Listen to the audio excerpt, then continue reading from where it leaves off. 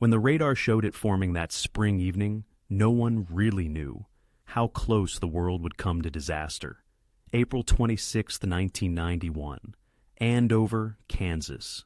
A quiet town where people finished dinner, sent their kids out to play, where the biggest worry was whether the Royals would win that night.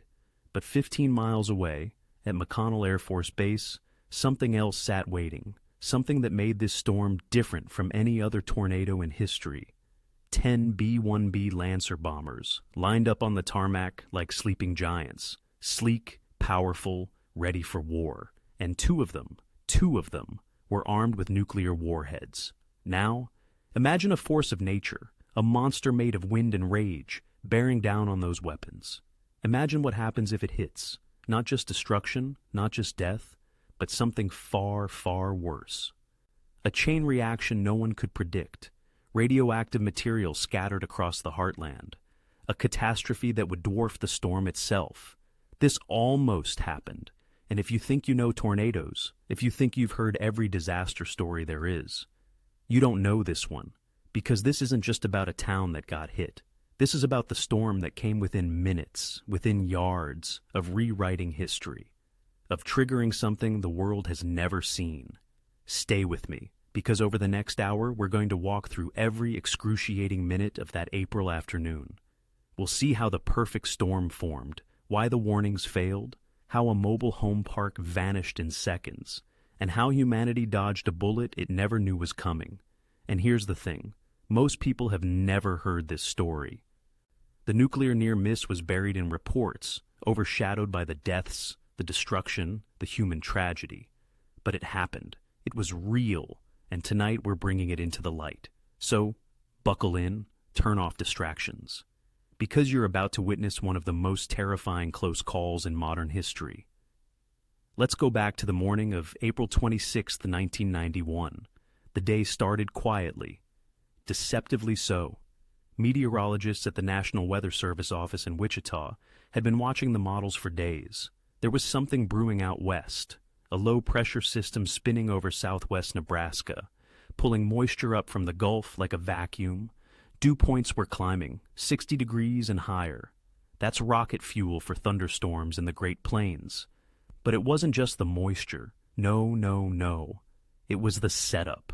You see, when conditions align just right, when warm, moist air collides with cold, dry air along what's called a dry line, when wind shear twists the atmosphere into a corkscrew, that's when you get supercells, rotating thunderstorms, the kind that birth tornadoes. And on this day, the atmosphere was primed. CAPE values, that's convective available potential energy, were through the roof, over 4,000 joules per kilogram. To put that in perspective, anything over 2,000 is considered extreme. This was off the charts. By mid-afternoon, forecasters knew something big was coming. They issued a severe thunderstorm watch, then upgraded it. The supercell that would become the Andover tornado was already visible on radar by 4:30 in the afternoon, a massive rotating beast churning over Harper County. At 4:36 p.m., the first severe thunderstorm warning went out. But here's the thing about tornadoes.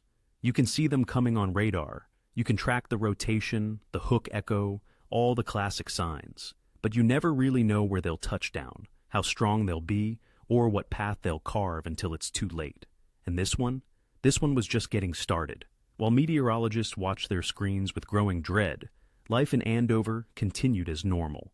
Population 4,300, a bedroom community just east of Wichita. Neat little houses, tree-lined streets, families who had lived there for generations. The Golden Spur Mobile Home Park sat on the north edge of town. 244 homes packed together. 336 residents. Retirees, young families, people just trying to get by. Nobody there was thinking about tornadoes. Not yet. 15 miles southwest at McConnell Air Force Base, the day's operations hummed along.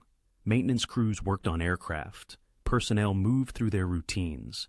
And on the ramp, those 10 B-1 bombers sat in a neat row. Beautiful machines, strategic bombers designed to penetrate Soviet airspace at low altitude, to deliver their payload and return home. Two of them carried live nuclear warheads, Not training weapons, not dummies, real thermonuclear devices. Now, the Air Force will tell you these weapons are designed to withstand incredible forces. They're built tough, with redundant safety systems, fail-safes upon fail-safes. You'd need a direct hit, a catastrophic impact, to breach the casing. And even then, the chances of a nuclear detonation are astronomically low. The physics just don't work that way. But here's what could happen. If a tornado, an F5 tornado, with winds exceeding 260 miles per hour, were to strike those bombers, were to rip them apart like tissue paper, were to scatter debris and weapons across the Kansas prairie, you'd have radioactive contamination, plutonium dispersed into the air, into the soil, into the water table. A dirty bomb scenario, not from terrorists, but from nature. Cleanup would take decades. The area would be uninhabitable. And the psychological impact? The sheer terror of knowing that our most powerful weapons could be torn apart by a storm? That was the nightmare scenario sitting on the ramp at McConnell Air Force Base on April 26, 1991. And the storm was coming. At 5:49 p.m., Central Daylight Time, the tornado touched down east of Clearwater, Kansas. Witnesses described a churning, roiling mass dropping from the sky, a funnel that seemed to inhale the earth itself. It was broad, dark, wrapped in rain, the kind of tornado that doesn't announce itself with a graceful white cone. No, this was a monster, a wedge, dark as night. It moved northeast, directly toward Wichita. By 6:16 p.m., it was tearing through Hayesville, the southern suburbs. Well-built houses, brick homes, structures that had stood for decades. Gone. Roofs peeled off like aluminum foil. Walls collapsed inward. Cars flipped end over end. Trees snapped at the base. Their root systems ripped clean out of the ground. People ran for their lives. Families dove into basements, into bathtubs, under stairwells, clutching children and pets, praying the walls would hold. Some did, some didn't. And the tornado kept growing. The National Weather Service estimates that at this point, the tornado was an F2, maybe an F3 on the Fujita scale. Winds between 130 and 200 miles per hour. Devastating, yes, but not the worst it could be. But it was intensifying, feeding on the unstable air, the shear, the energy, like a living thing, growing stronger with every mile. And it was headed straight for the base. At McConnell Air Force Base, alarms started blaring at 6:20 p.m. Tornado warning. Take shelter immediately. Personnel scrambled. Those 10 B-1 bombers sat exposed on the ramp, too heavy to move quickly, too valuable to risk. But there was no time. The storm was less than 4 minutes out. Can you imagine being on that base, knowing what's sitting out there, knowing a tornado is about to punch through your position? Some crew members ran for reinforced shelters. Others stayed, watching the sky, hoping, praying the storm would veer off, that it would weaken, that something would save them. At 6:24 p.m., the tornado struck McConnell Air Force Base. The funnel, now nearly a mile wide, roared across the southern edge of the facility. Hangars shook, windows exploded, metal structures crumpled like soda cans. The sound. Survivors said it was like a freight train mixed with a jet engine. A roar so loud you couldn't think, couldn't hear your own screams. And the bombers? The tornado passed the ramp by 300 feet. 300 feet. That's one football field. That's the length of a city block. That's nothing in the scale of a tornado this size. If the storm had shifted just slightly to the right, just a degree or two in its track, those bombers would have been hit. 2 nuclear warheads would have been in the direct path of 200-mile-per-hour winds. But it missed. Just barely. It missed. Now, the official reports will tell you the weapons were secure, that even if the tornado had hit them, the risk was minimal. But talk to the people who were there, the ones who saw that funnel pass by, who felt the base shake under their feet. They'll tell you a different story. They'll tell you how close it really was, how their lives, how history, hinged on a margin so thin, it's almost unbelievable. One base commander later said, and I'm paraphrasing here, "We got lucky, plain and simple. If that storm had jogged right, I don't know what would have happened." The tornado spent less than 2 minutes on the base. It damaged buildings, destroyed equipment, injured a few personnel. But the bombers, untouched. And then, as quickly as it had come, it moved on, northeast, toward Andover.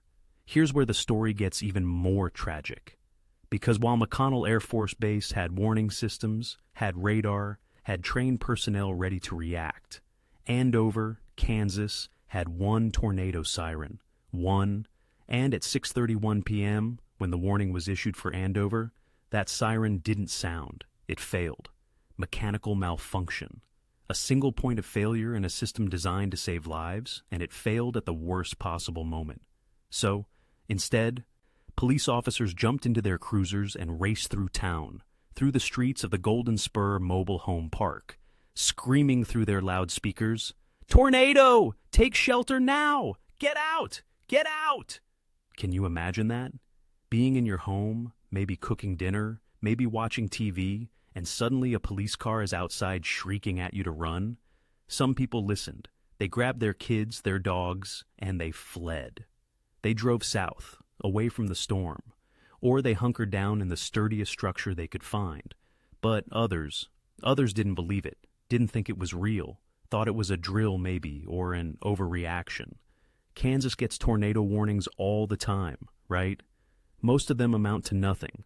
38 people stayed in their mobile homes in the Golden Spur Park. 38. At 6:40 p.m., the tornado entered Andover, and it was no longer an F2 or an F3. It was an F5, the strongest rating on the Fujita scale. Winds exceeding 260 miles per hour, possibly as high as 280. The kind of tornado that doesn't just damage buildings, it erases them. Clean swept foundations, vehicles thrown miles, pavement scoured from the earth. The Golden Spur Mobile Home Park took a direct hit. 205 of the 244 homes were destroyed. Not damaged, destroyed, obliterated, reduced to shredded metal and splintered wood scattered across the prairie like confetti. The people inside, 13 died, right there. 13 souls who stayed behind, who didn't evacuate, who thought they'd be safe. 17 more were hospitalized with life-threatening injuries, broken bones, lacerations, traumatic head injuries. Some of them never fully recovered, and the ones who did evacuate, the ones who ran, they came back to find nothing. Their homes gone, their possessions gone, entire lives erased in 90 seconds. One survivor later described walking through the wreckage. She said, "I couldn't even tell where my house had been. Everything looked the same, just gone." Now let's talk about what an F5 tornado really does, because most people don't understand the sheer power involved here. We're not talking about strong winds. We're talking about winds that turn everyday objects into missiles. A piece of straw embedded inches deep into a wooden fence post. A car, a full-size sedan, picked up and thrown half a mile. An oil tank, 0.8 miles long, weighing thousands of pounds, lifted off the ground and vanished. They never found it.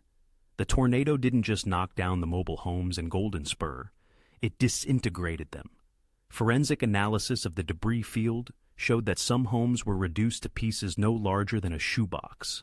The frames, the walls, the roofs, all shredded into fragments, and the people inside those homes had no chance. None. Mobile homes, even modern ones, are not designed to withstand tornado forces. They're light. They're anchored poorly, if at all. And when an F5 hits, it's over in seconds. This is why meteorologists beg people in mobile homes to evacuate. This is why the warnings are so urgent, because staying in a mobile home during a violent tornado is a death sentence. But if you don't get the warning, if the siren fails, if you don't have time, 13 people found that out the hard way. The tornado continued northeast through Andover, carving a path of total destruction. Entire neighborhoods leveled, schools damaged, churches torn apart. The Andover Central High School, a brick building, had its roof ripped clean off, but it was the mobile home park that bore the brunt. That was ground zero. that was where the tornado reached its peak intensity. And at 7:10 p.m., after an hour and 25 minutes on the ground, after carving a 46-mile path of devastation across south-central Kansas, the tornado finally dissipated west of El Dorado. The silence that followed was deafening. Emergency responders rushed in within minutes. Fire trucks, ambulances, police cruisers from every surrounding county. Helicopters lifted off, heading for the hardest-hit areas. The National Guard was activated, and what they found was hell on earth. Bodies in the rubble, people trapped under debris, crying for help. Injured survivors wandering in shock, covered in blood and dirt, looking for loved ones. Entire families gone. Homes, businesses, lives, shattered. The final toll, 17 dead, 225 injured. Hundreds of homes destroyed. Damage estimates topped $300 million, and that's in 1991 dollars. Adjust for inflation, you're looking at over $600 million today. But here's the thing. As horrific as those numbers are, they could have been so much worse. If the tornado had hit Wichita directly instead of skirting the southern suburbs, if it had stayed on the ground longer, if those bombers had been struck, we're talking thousands dead. We're talking a nuclear contamination zone. We're talking a disaster that would have changed the course of history. And that's what makes this story so chilling. Not just what happened, but what almost happened. In the hours after the tornado, investigators from the National Weather Service and NOAA descended on Andover. They walked the debris field, took measurements, interviewed survivors, analyzed radar data. Their mission? Understand exactly what happened, how strong the tornado was, and why the damage was so severe. The survey took weeks. They documented everything: the width of the path, the intensity of the winds, the types of structures destroyed, the failure modes of buildings. And their conclusion? This was a textbook violent tornado. F5 rating confirmed, one of the strongest tornadoes in Kansas history, and one of the most deadly. But the survey also raised uncomfortable questions, like, why did the siren fail? Why wasn't there a backup system? Why were so many people caught off guard?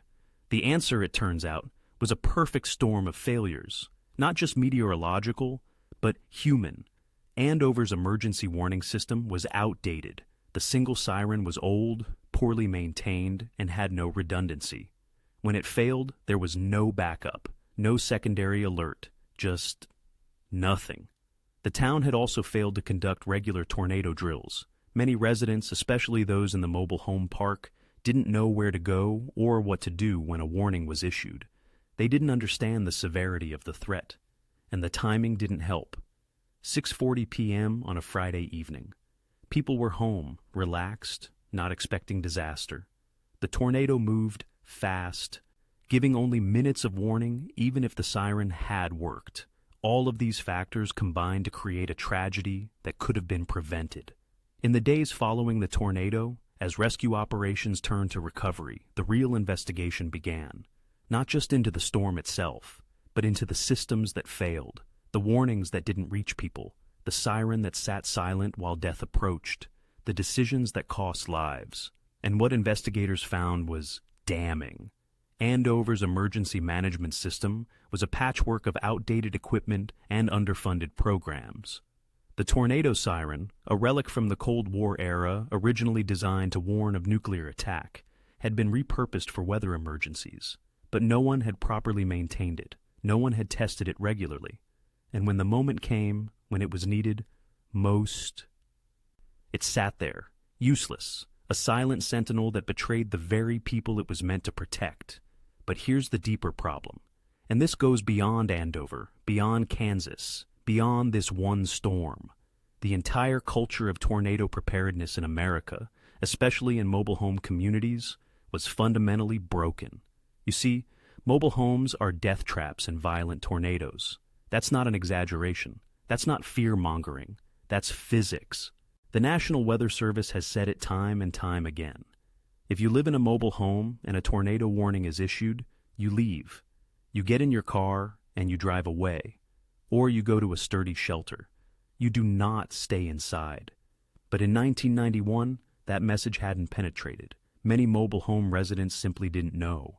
They thought, well, I'll just hunker down, I'll hide in the bathroom, I'll be fine. They weren't fine.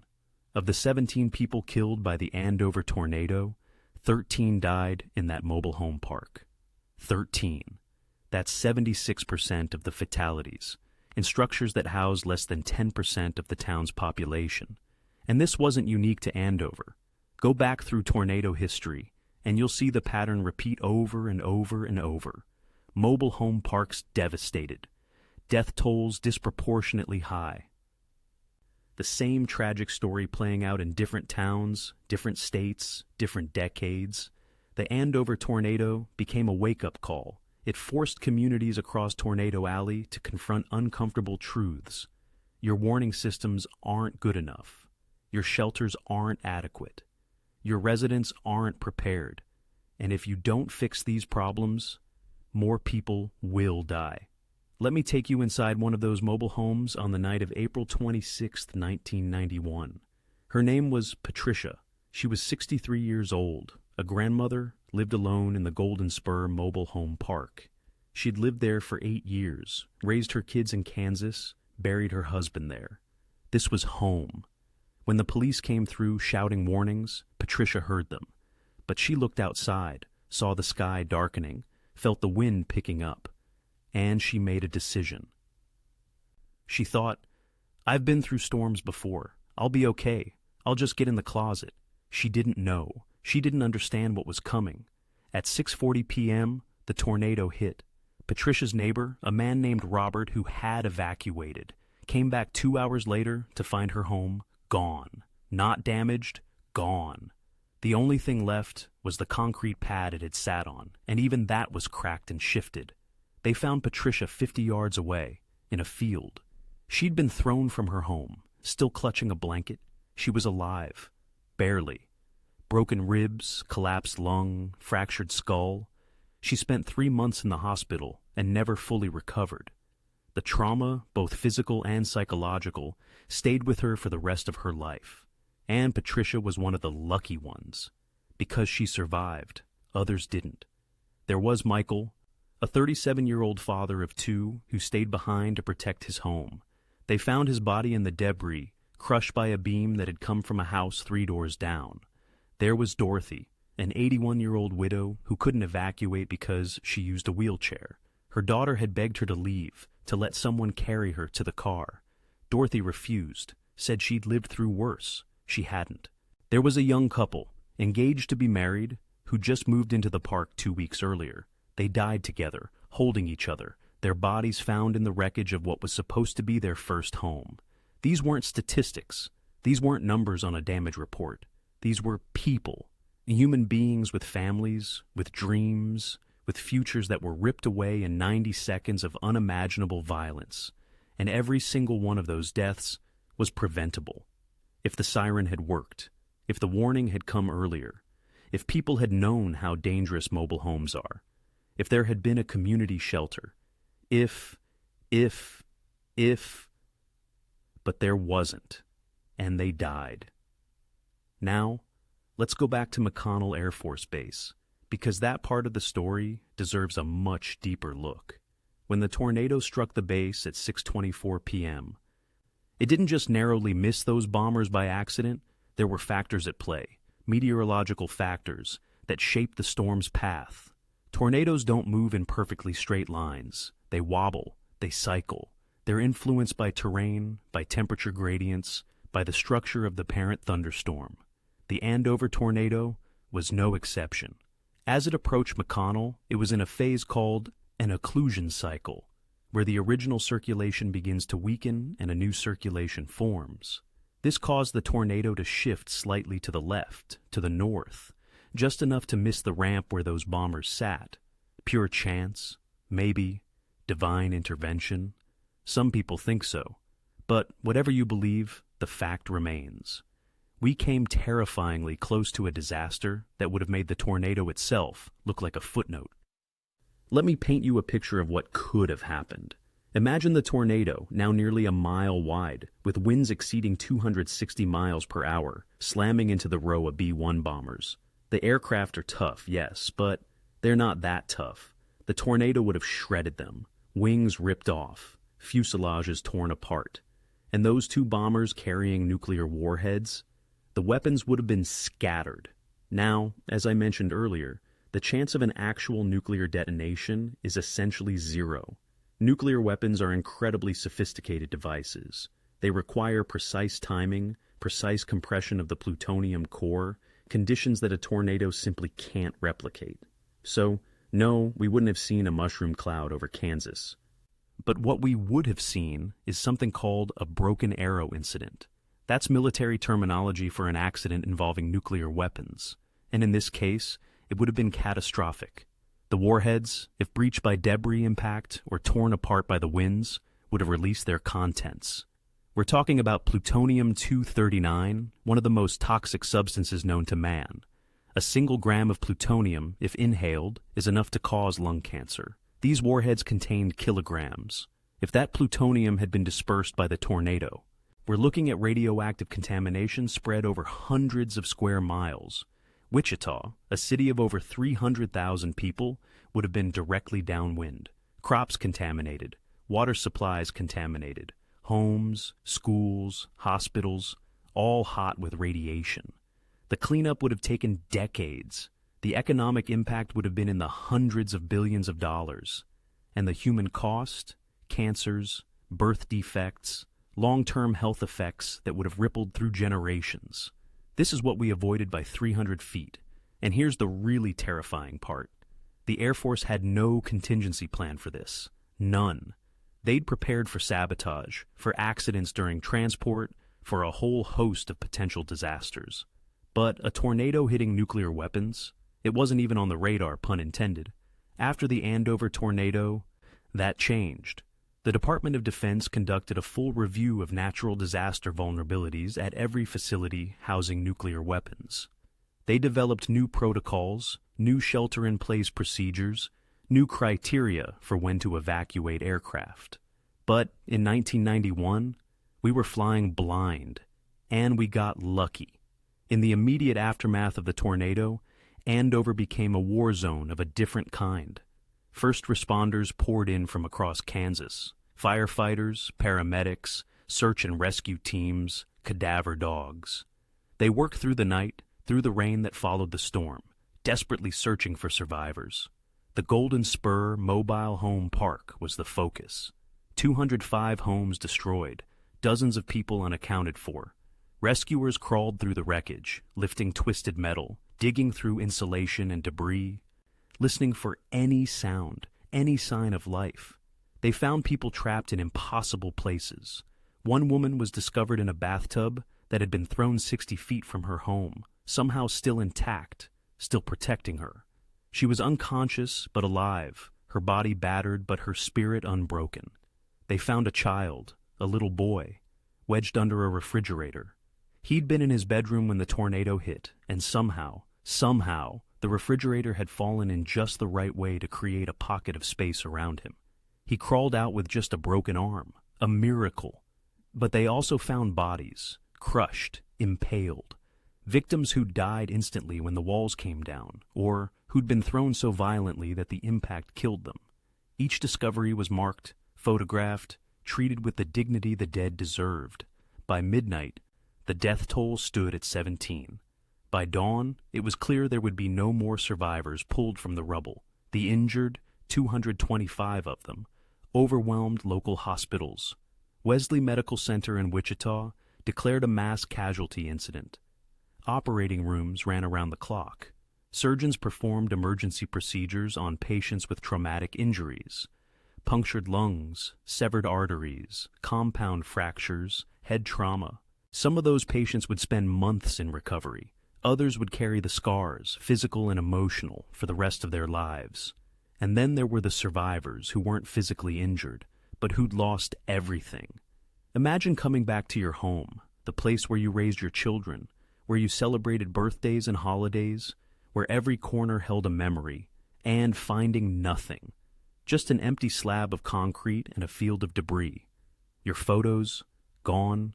Your heirlooms, gone. The quilt your grandmother made, the letters from your late husband, your child's first drawing, gone. All of it, scattered across the Kansas prairie, shredded into pieces too small to identify. That was the reality for hundreds of Andover residents. They'd survived the storm, yes, but their lives, their sense of security, their connection to the past, all of it was torn away. The rebuilding process began almost immediately, but it would take years. The Federal Emergency Management Agency, FEMA, descended on Andover within 24 hours. They set up disaster relief centers, distributed emergency funds, provided temporary housing for the displaced. The Red Cross opened shelters, churches organized donation drives, communities across Kansas rallied to support Andover. But money and supplies could only do so much. The trauma, the grief, the sheer weight of what had happened, that didn't heal quickly. Post-traumatic stress disorder, PTSD, became epidemic among survivors. People who'd lived through the tornado reported nightmares, flashbacks, panic attacks whenever the sky darkened. Children who'd been in the path refused to sleep alone, afraid the monster would come back. One survivor described it this way: "Every time I hear thunder now, I freeze. My heart starts racing. I'm right back there, in that moment, feeling the house shake, hearing the roar. And I know it's just a thunderstorm, but my body doesn't care. It remembers." This is the hidden toll of disasters like this. The deaths, the injuries, the property damage, those are measurable. But the psychological impact, that lingers for decades. Support groups formed in Andover, spaces where survivors could share their stories, process their trauma together. Therapists volunteered their time. Slowly, painfully, the community began to heal. But the scars remained. Drive through Andover today, more than 30 years later, and you can still see them. Empty lots where homes once stood. Memorials to the dead. And in the eyes of the older residents, the ones who lived through it, you'll see a wariness, a recognition that safety is an illusion. The Golden Spur, mobile home park, was never fully rebuilt. The land where it stood, where 13 people died, became a memorial site. A simple plaque marks the location, listing the names of the victims. On April 26th every year, survivors and family members gather there to remember, to grieve, to ensure that those lives are not forgotten. But the rest of the park? It's just empty now. Grass grows where homes once stood. The wind blows across the field, carrying nothing but whispers of the past. Some people say the land is cursed, that it's disrespectful to rebuild there, to put new families in harm's way. Others argue that leaving it empty is a waste, that life should go on, that the best way to honor the dead is to rebuild. Andover chose to leave it empty. And maybe that's the right call. Maybe some places should remain as they are, monuments to what was lost, reminders of nature's power. Now, let's talk about what the Andover tornado changed in terms of meteorology and emergency management. In 1991, Doppler radar was still being rolled out across the United States.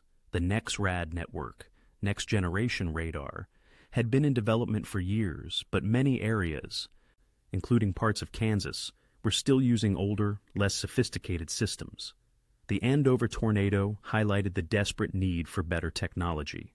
Doppler radar can detect rotation inside thunderstorms, giving forecasters precious extra minutes to issue warnings. It can see things that conventional radar misses: hook echoes, mesocyclones, the telltale signs of tornado genesis.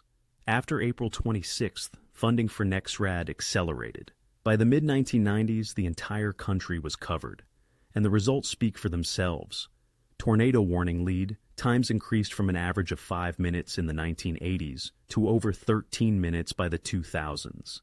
13 minutes doesn't sound like much, but in a tornado situation, it's the difference between life and death. It's enough time to get to a shelter, to get your family to safety, to make that one decision that saves your life. The Andover tornado also changed how we think about warning systems. The siren failure in Andover was a wake-up call. Communities across Tornado Alley upgraded their systems, added redundancy, implemented regular testing. Many towns moved to multiple sirens instead of relying on a single point of failure. Others added backup systems, text alerts, phone trees, social media notifications. The goal was simple: never let a warning go unheard again. And mobile home safety became a national conversation.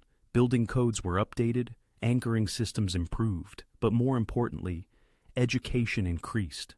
Campaigns were launched to teach mobile home residents that staying inside during a tornado warning is not an option. You leave. Period. Has it worked? Mostly yes. Tornado fatality rates have declined significantly since 1991, even as the population in Tornado Alley has grown. Better warnings, better shelters, better education, they all contributed. But we're not perfect. Every few years, another tornado strikes another mobile home park, and people die. It still happens. Because not everyone gets the message. Not everyone has a place to go. Not everyone takes the warnings seriously. And that's the ongoing challenge. How do you convince people that this time, this warning is the real deal? How do you overcome complacency, skepticism, the human tendency to think, it won't happen to me? We're still figuring that out.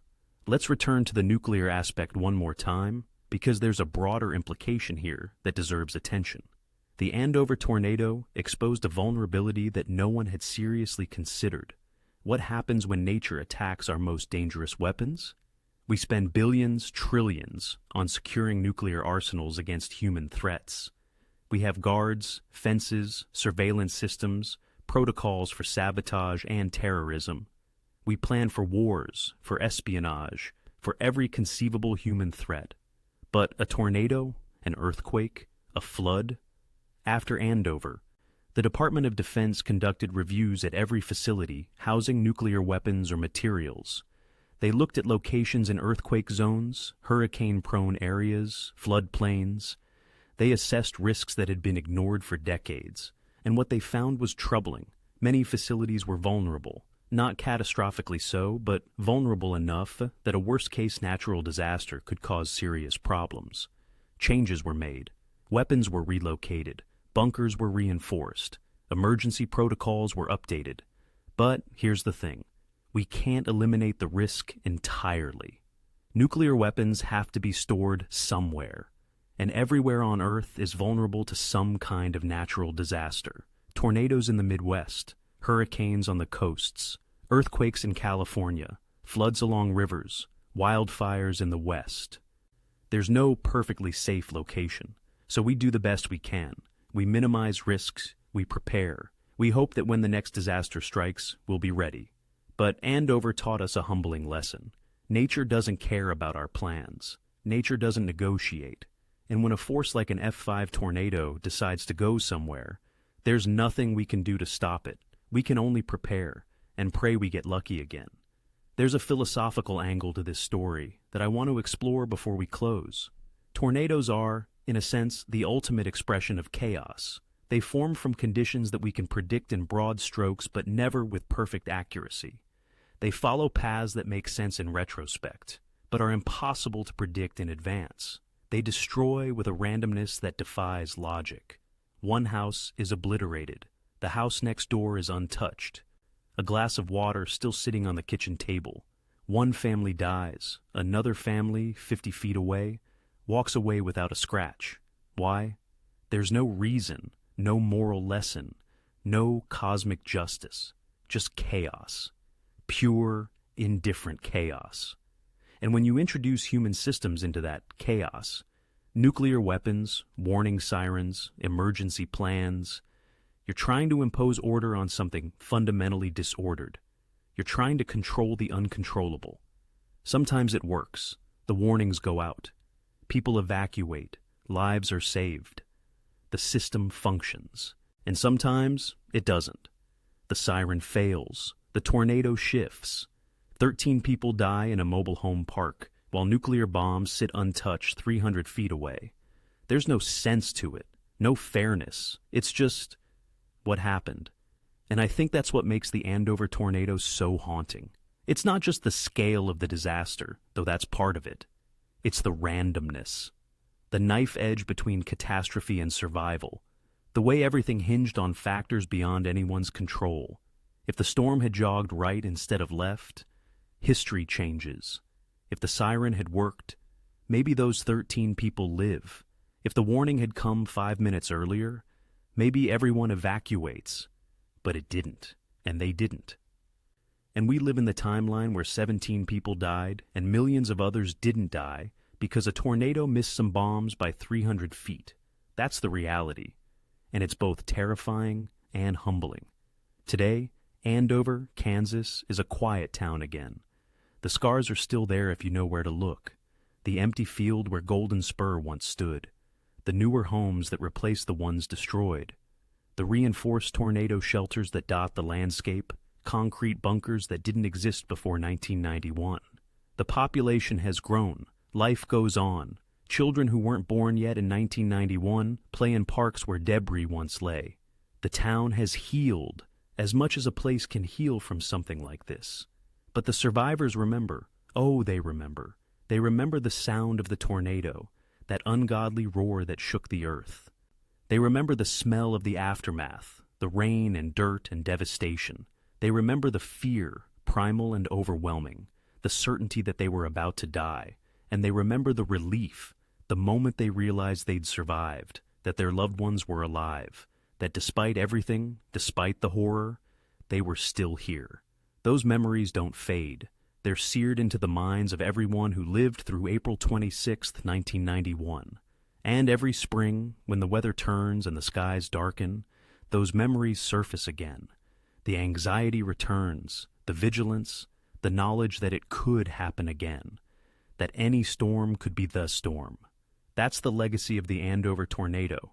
Not just the deaths, not just the destruction, but the perpetual awareness of how fragile everything is, how quickly it can all be taken away. At McConnell Air Force Base, those 10 B-1 bombers were eventually retired from service. The base still operates, still houses military aircraft, still plays a role in national defense. But the ramp where those bombers sat on April 26, 1991, it's been reconfigured, updated. New aircraft sit there now. And somewhere in the records, buried in classified reports and after-action reviews, is the full story of how close we came. How a tornado nearly did what no enemy ever could, breach the security of America's nuclear arsenal. Most people will never read those reports. Most people will never know how close we came, but the people who were there, they know, and they'll never forget. So, what do we take away from all this? What's the lesson of the 1991 Andover tornado? I think it's this: respect nature, respect its power, respect the fact that we, for all our technology and planning and sophistication, are still at its mercy. We can't stop tornadoes. We can't redirect them. We can't negotiate with them. All we can do is watch, warn, and hope. And when the warning comes, listen, don't ignore it. Don't assume it's a false alarm. Don't think, it won't happen to me. Because for 17 people in Andover, Kansas, on April 26, 1991, it did happen to them. And for 2 nuclear weapons sitting on a ramp at McConnell Air Force Base, it almost happened. We dodged a bullet that day. A big one. Maybe the biggest bullet in the history of natural disasters. But someday, somewhere, our luck will run out. Another tornado will form. Another town will be in the path. Another critical facility will be at risk.